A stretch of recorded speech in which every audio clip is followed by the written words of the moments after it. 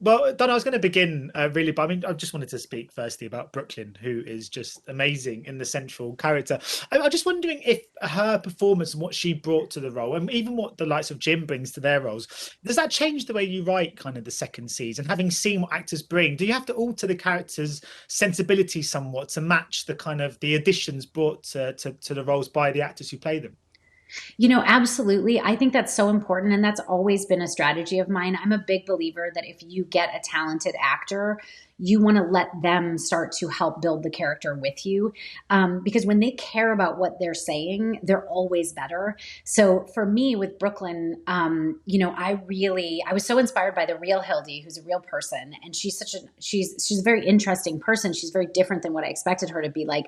But when I first met her, she was very analytical. She was very the truth and black and white. And I was struggling with that a little bit because I'm an incredibly emotional person. Like I cry all the time, man. It's like, get me weeping over there behind the monitor.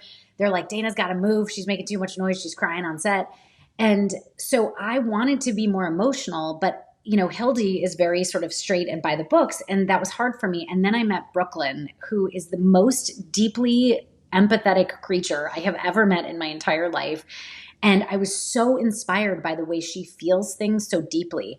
And for me, that was sort of the lightning in the bottle, was watching her actually experience things on camera. It's not like she's faking an emotion. It's she's actually having the emotion in the moment because she can think about what Hildy would feel like, and it really affects her.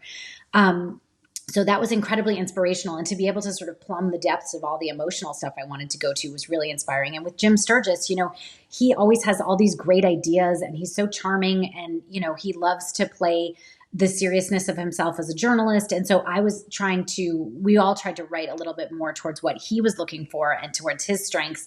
And I think in season 2, we really can do that because we got used to and we got to know all of our actors really well in season 1. Yeah, I was wondering if there's a little bit more kind of freedom that comes with a second series when basing something that had been on real events. Because I guess at one stage, does it become less of what was real and become more yours and belong more so to you, if that makes sense? Yes, I think so. And it's interesting you say freedom because I found it a little bit terrifying, but it was ultimately really exciting. It just was a little scary in the beginning. And I actually really like when things feel really real and grounded. I don't really like to watch TV shows where everybody's like acting all fakey the way that nobody actually acts in real life.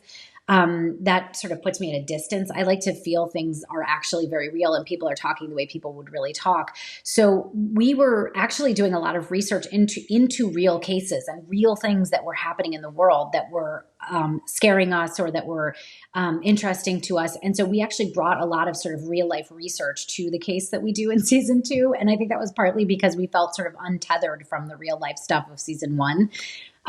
So yeah, freedom-ish, but we put ourselves back in that cage, my friend.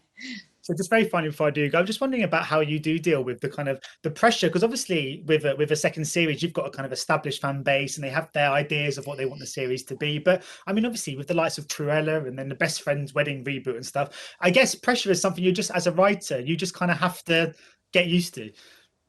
Yeah, I have spent an entire lifetime trying to figure out how to manage stress so that I can actually enjoy my job.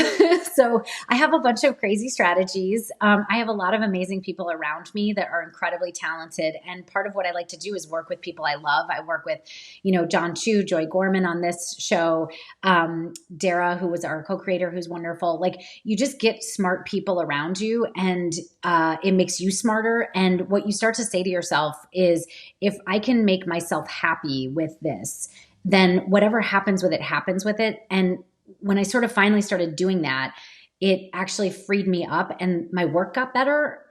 So I'm really proud of this show. I'm really proud of Cruella.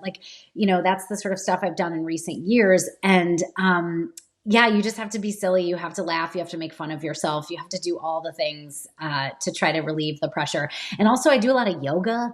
I'm like, I got to do some yoga to calm down because this is so scary. Oh, the other thing is I never look at what I have to do. I just go like this and I take one step in front of me every day. Because if I looked at all of it, I'd have a heart attack.